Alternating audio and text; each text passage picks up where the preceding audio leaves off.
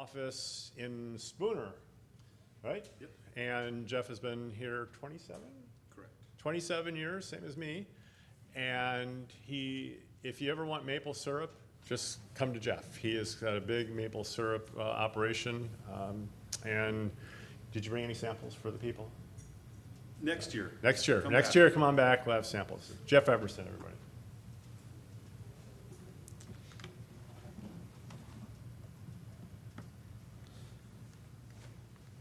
I'm old school, 27 years in. I prefer to work off of paper, so I'm going to move this out of the way. This, I think, should work.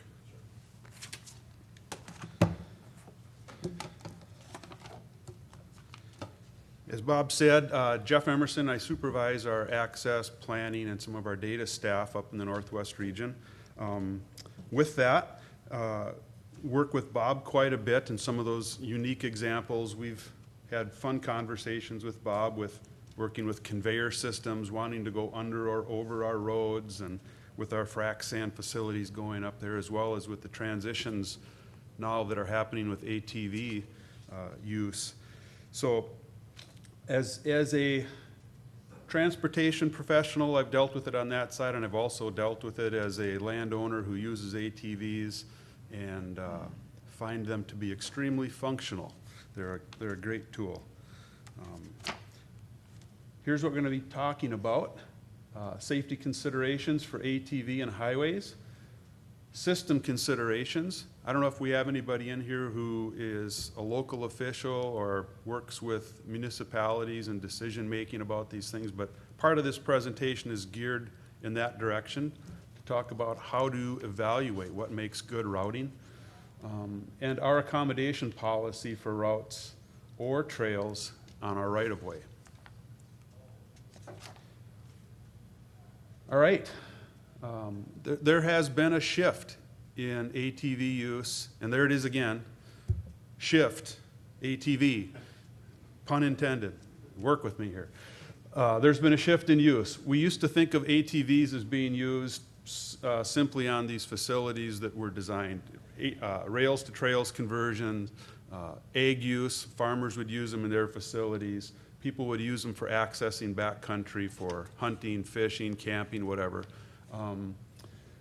This is a simple Google search. You put ATV Wisconsin in, and all of a sudden we're looking at travel-oriented, guided service-oriented, tourism-oriented use. Rentals, riding parks, vacations, guys' getaways.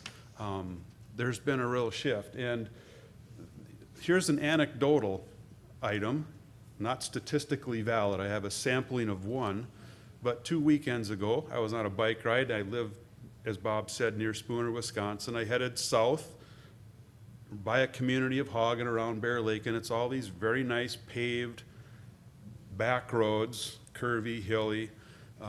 In the course of, it was one of those days where you expect everybody who owns a motorcycle to be out enjoying it.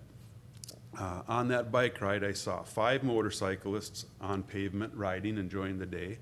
I saw 22 ATVs, UTVs on pavement riding and enjoying it.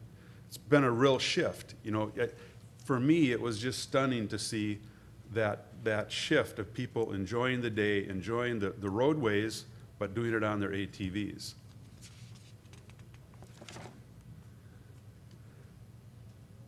Okay, and part of that use change is this short links, and where ATVs, they're almost following where snowmobile use has happened historically in the winter up in the northern part of the state, where people are using them for recreational purposes, going from point to point, using them as just a simple tool for transportation.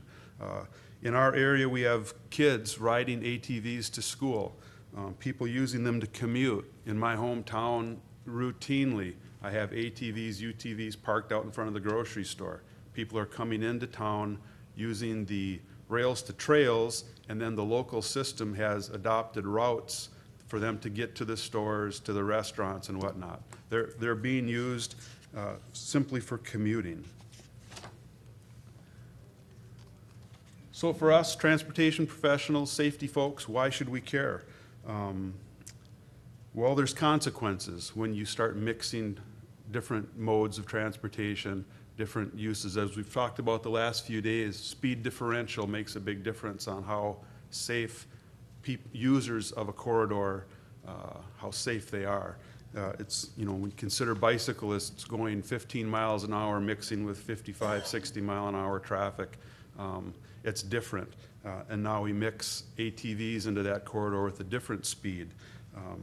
There will be consequences and conflicts with that. And on top of that, decision makers who create laws, policies, ordinances, they need to weigh these positive and negative effects where ATV use attracts tourism, attracts users to the system. I'm imploring them when they ask me to think about that fully, not just simply from how do we get those guys to that bar, think about the consequences for the other users of that corridor. All right. Some statistics. Any DNR folks? Yeah? Okay. Well, this is from their these are facts from their website. They have actually a very nice site to help locals think about how to set up systems, routing, but they also have their statistics that you can look at on their historic crash history. And these are simply reported crashes. I'm sure they're not all the crashes, but these are the ones that the DNR have reported to them. I don't know if you can read those in back, so I'll go through it. Nationwide, over 14,000 fatalities in ATV crashes since federal safety officials have been tracking this since the early 1980s. Over half of those deaths occur on public and private roads. That in and of itself, thinking of the historic use, that over half of the fatalities have happened on roads. That's pretty stunning considering those early years of use. Principally, people were using those things off-road for off-road use. 3,200 of these are children under 15. 2016, state of Wisconsin, 22 fatalities. 14 of those occurred on roadways. 8 of those were on marked designated routes. 11 of the 14 on-road fatalities were alcohol-related. Surprise. 12 of the 14 were not wearing helmets. In 17, last year with complete data obviously, 27 fatalities. You see an uptick resulting in crashes in Wisconsin. 18 of those on roadways. 12 of those were designated routes. Ages of those people who died in 2017, 4 to 90 years old. The typical scenario, looking from the DNR stats, and I'm generalizing here obviously, it's an individual who has not gone through DNR training, has been drinking, is not wearing a helmet, gets on their ATV, goes onto a roadway that is designated as a route, loses control of the ATV on that roadway, most likely while negotiating a corner, and rolls the machine. That's our typical scenario. And going back to my anecdotal story, of those 22 ATVers I saw, I'd say 2/3 of them were wearing a helmet, riding single file, looking like, they got the look of somebody who's been through the training course. They're wearing a helmet, they're doing things the right way. They saw us on bikes, guy raised his hand, the group slowed down. The other third were guys without helmets, and the machines were making a lot of noise because throttle was open, they were flying, the aggressive tread pattern was making all kinds of noises. They went flying by, and it's like, I don't think those guys took the course. They haven't seen the stats or the pictures. But guys like me were grandfathered in. We don't have to take the course to use the ATV. So I'll just throw this in as well. My ATV, there's a plaque right in front of my left knee that says not for use on paved surfaces. Most manufacturers, if you look at their websites, the typical ATV is not designed for that type of use. Fixed rear axle is what I have, narrow width compared to the center of gravity height. And if you watch people cornering aggressively, the weight shift is pretty significant. So you mix in alcohol use and that particular design, they're not like a car. They don't corner like my Mini Cooper.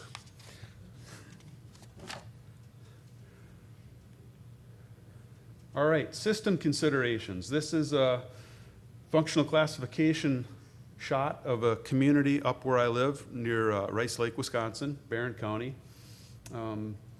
If you looked at that and you see the blue or the purple stars or tension release balls in the two corners, if those were two ATV hubs, let's say routes or destinations, and the community wanted to connect those somehow, you can look at that and there are some obvious barriers, and your choices there aren't a lot of choices as to how the community could make these connections work.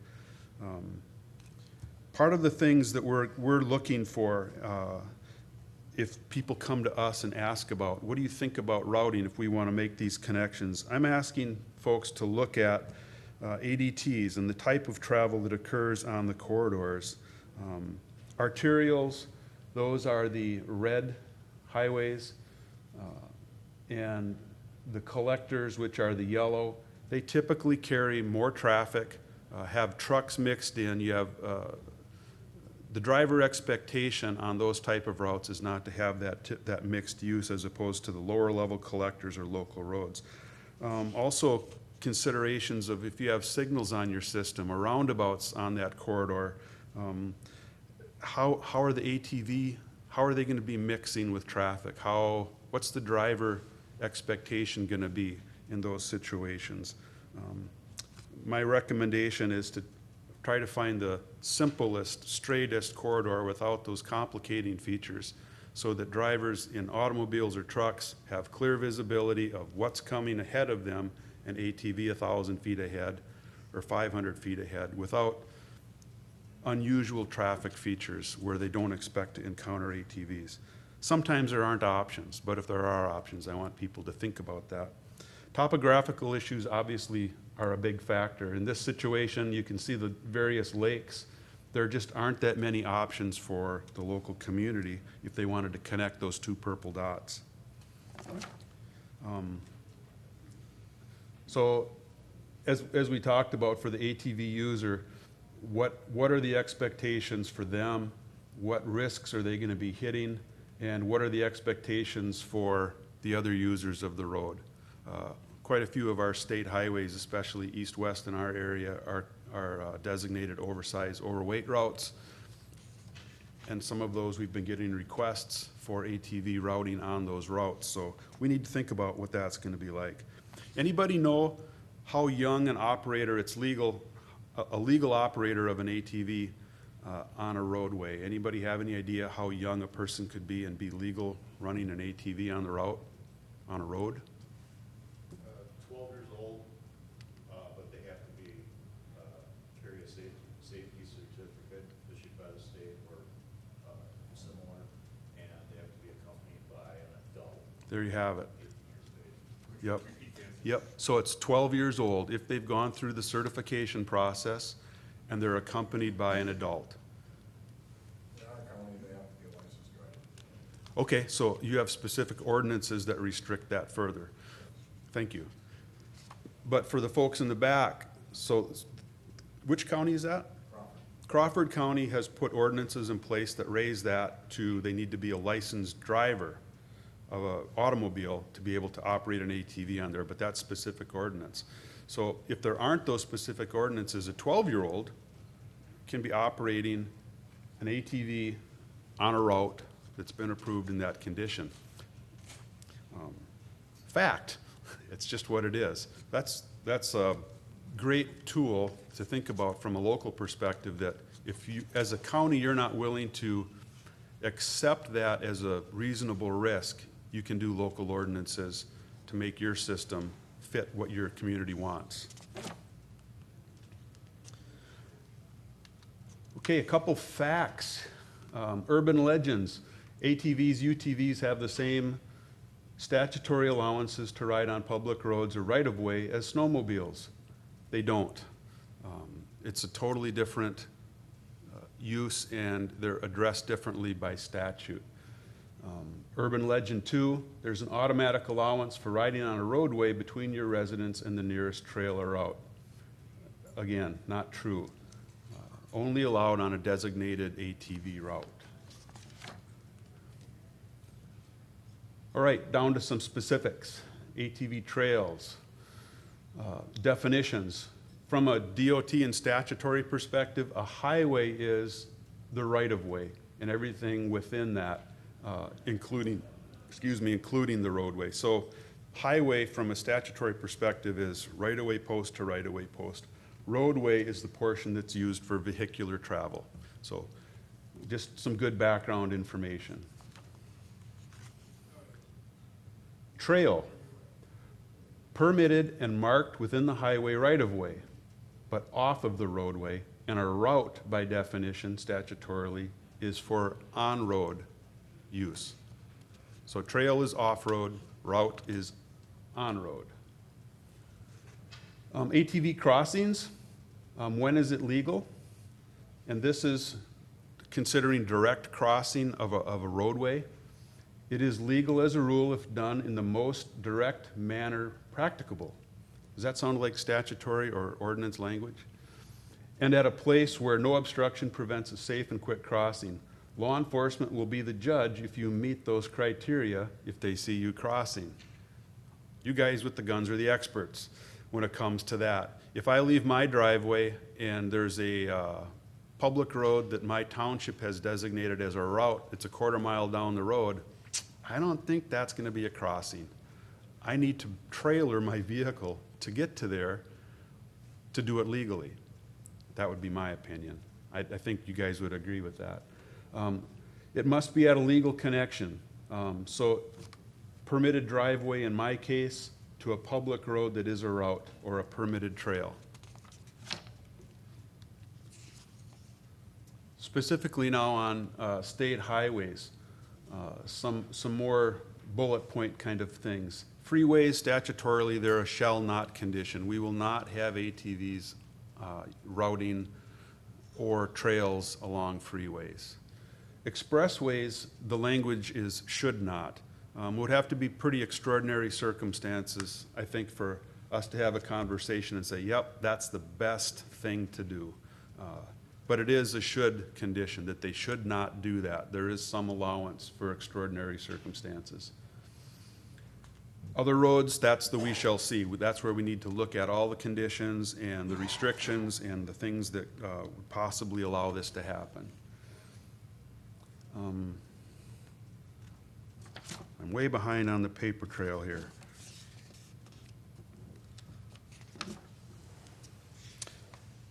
Okay, statutorily and by our process, we have 3 different conditions where ATVs are allowed.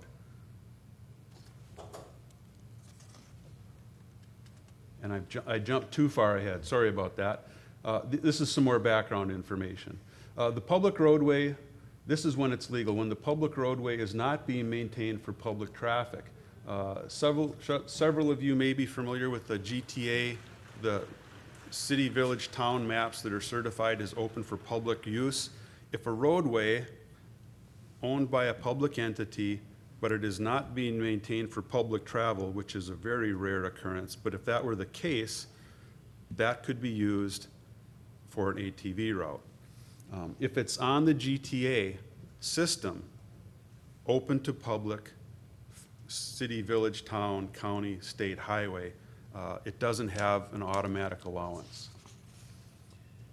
If ATVs are being used as an implement of husbandry as defined by state statutes, anybody, not Bob, because he'll have a different definition with his comical mind.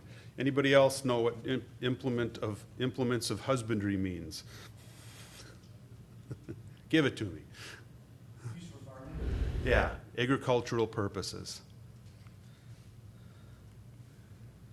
Another definition, operator holds a Class A or B permit under that specific statute and is traveling for hunting. And these permits are specific to designations for permanent or temporary disability and the disability by statute is unable to ambulate, so somebody who can't walk. There are special provisions for those ATV users to use our systems. Or there has been specific definitions or designations made by jurisdictional authorities. And we'll look at those now for the state highway system. Condition 1, ATV route or trail designation on the state highways based on that specific statute.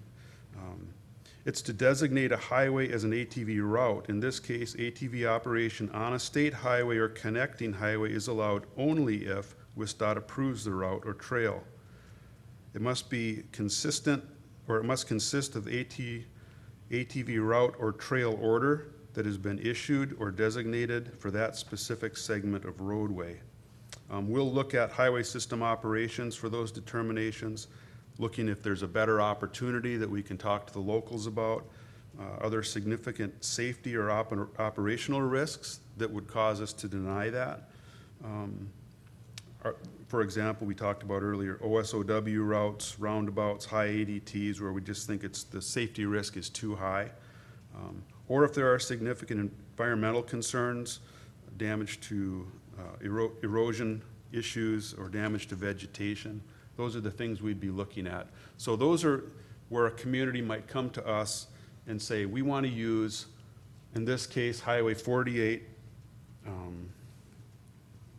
which crosses right up here to get from our two destination points.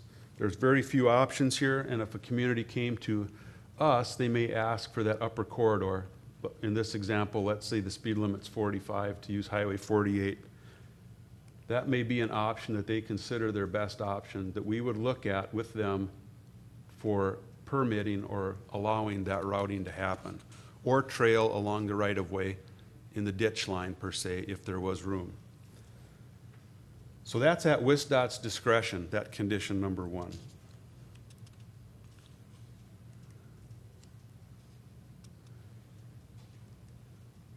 Condition 2, ATV operates on state highways where the speed limit is 35 miles an hour or less within municipal boundaries. Now this is a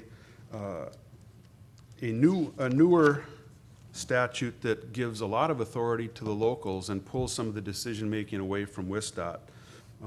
So in our similar example, now let's think about that upper segment of Highway 48 if the speed limit was 25.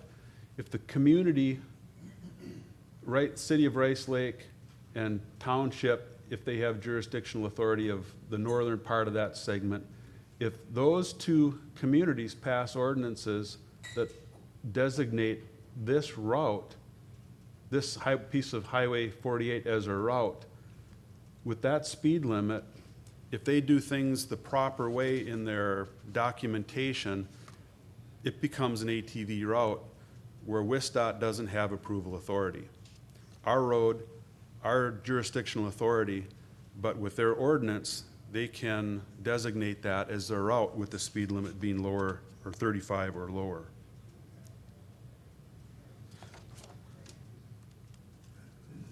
Condition number 3, ATV routes designated over a state highway bridge 1,000 feet in length or less, that specific statute.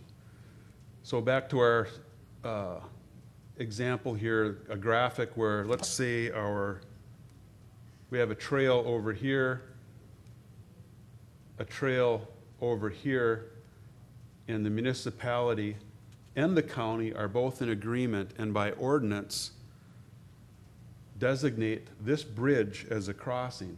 This one is different, that both at the county level and at the local level ordinances need to be enacted for this to be approved. But if that's the case, and this bridge is less than 1,000 feet, and let's just say it's a simple structure, 50-foot span, they can designate this as a connector, this portion of our state highway and bridge crossing, to make their connections between these two.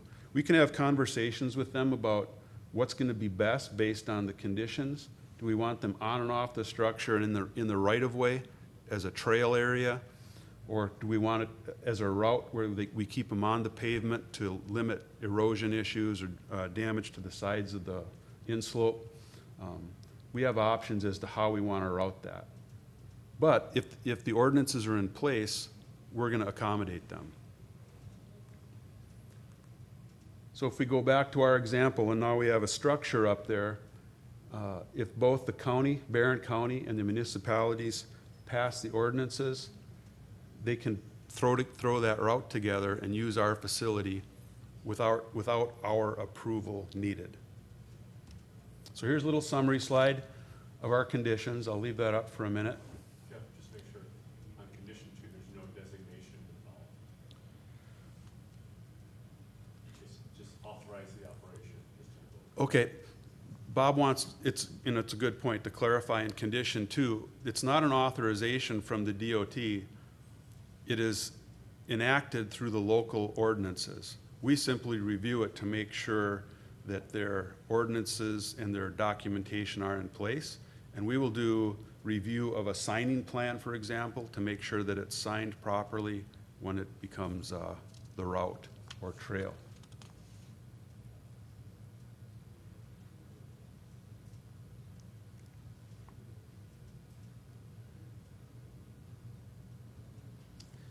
And us WISDOT guys, you know, we're kind of control freaks.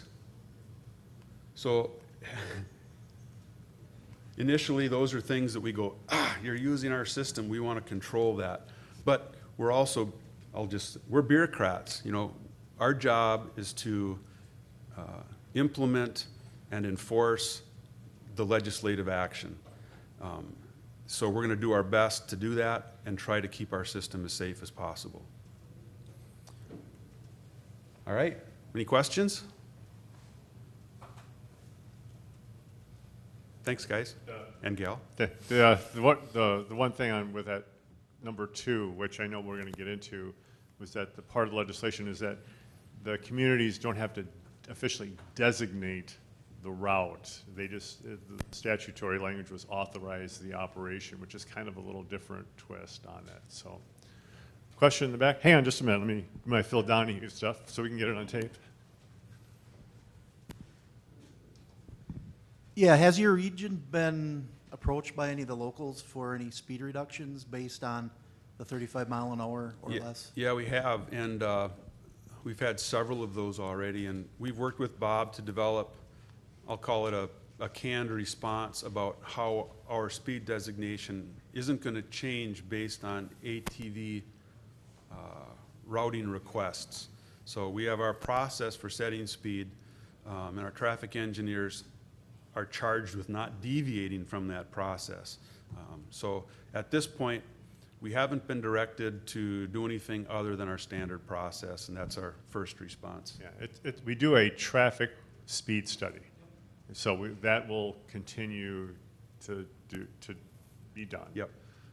And there's possibility if we get, you know, if we do our speed study and we find that the traffic is operating at 35 miles an hour, we'll lower the speed limit.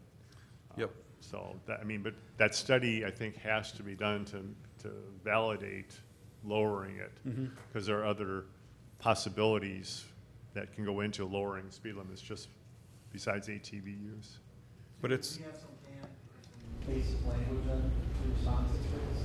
if you want to shoot me an email, I can talk with our traffic engineer and we can get you copies of those. Dan's probably seen those from our region as well. So yeah, let us know and we can get you that. Yep. Get my steps in today. Sorry if you discussed this already because I came in late, but what does your approval process consist of?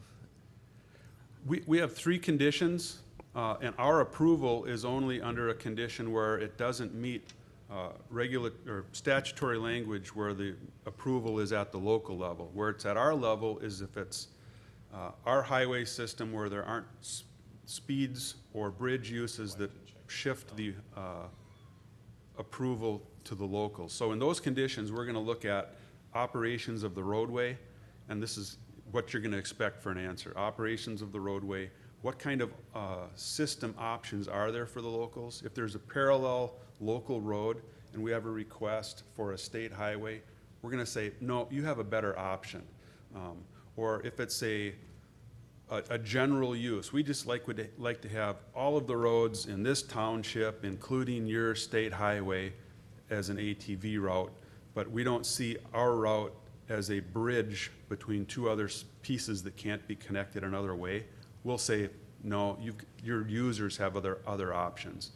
So each one needs to be considered specifically, but in those circumstances, we need to focus on the safety of the users of that corridor. And as an ATV user, if you're gonna mix high-speed, OSOW, heavy truck routing, it's in everybody's best interest not to integrate ATVs into those systems unless there's no other options, and it has to happen. Once you approve it, how do you approve it? Through a letter, a permit, or? We do a route order, and it's an official piece of paper, whereas our state maintenance engineer actually signs it. We send copies to law enforcement so that they know that we have actually issued it, and then it also gets filed with DNR so that they know. All ordinances for ATV routes have to get filed by statute with the Department of Natural Resources. There's also some other things, if I may expand upon that. For condition number 1, when we do the actual reviews and approvals, you know, I ask somebody like Wendy Brown or Dave Nielsen, Rich, Mark, I say, go through, do we have an improvement project coming up? Is there gonna be changes to the road?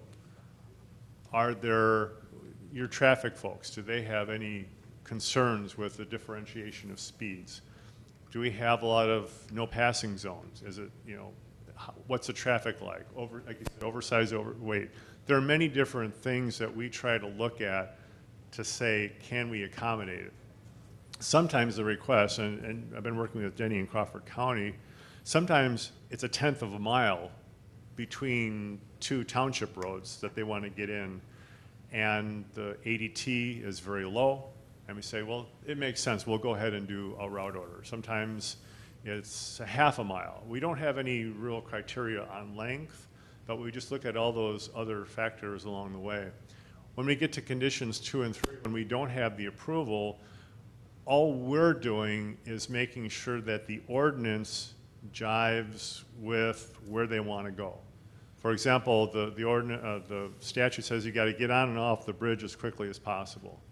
So if in fact they're trying to go a couple miles more than that area of the bridge from one road to another, you know, the first available road that you can safely get on and off, then we'll have an issue with that. And it's like, okay, you got to scale it back to those roads immediately on and off the bridge.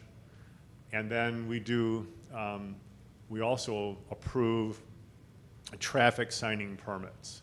So all of the traffic signs that go up marking the ATV routes, those come first through our coordinators. They look at the ordinances to make sure everything is matching there, and then it goes to our traffic folks, and they actually will develop a signing layout and make sure all the signs are there. Then it goes through, we try to go through our counties as well to order the signs, and then the counties actually will, for the most part, put them up. Sometimes the local municipalities will put them up, but so that's kind of how we're working it right now. And I'm going to be honest with you, this is still work in progress for us. And you know, if we get a process improvement along the way, we're going to be happy to go ahead and try to change something for the better. Yes. You said on condition 2 that condition 2 it's authorized by the local municipality. It doesn't have to be done by ordinance, or do they have to do an ordinance on that? They do.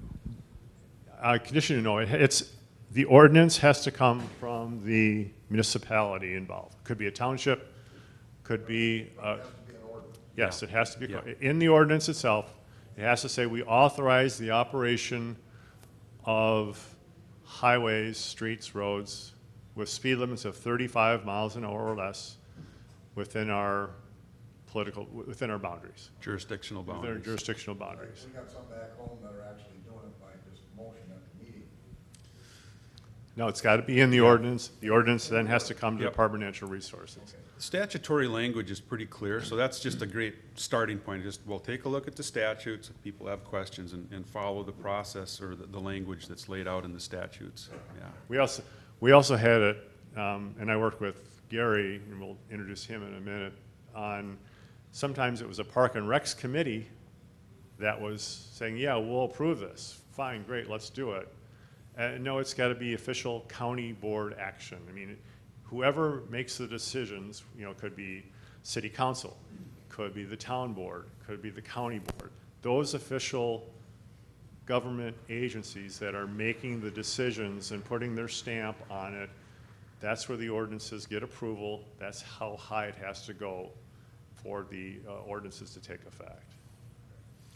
And it's a great point too, because at the local level, sometimes the county highway commissioner will not be in favor of it. They'll want the DOT, I've had the circumstances where they want the DOT to be the heavy and say no, and we're like, in those circumstances, we don't have the authority to say no. It's county government and local government that needs to make that decision.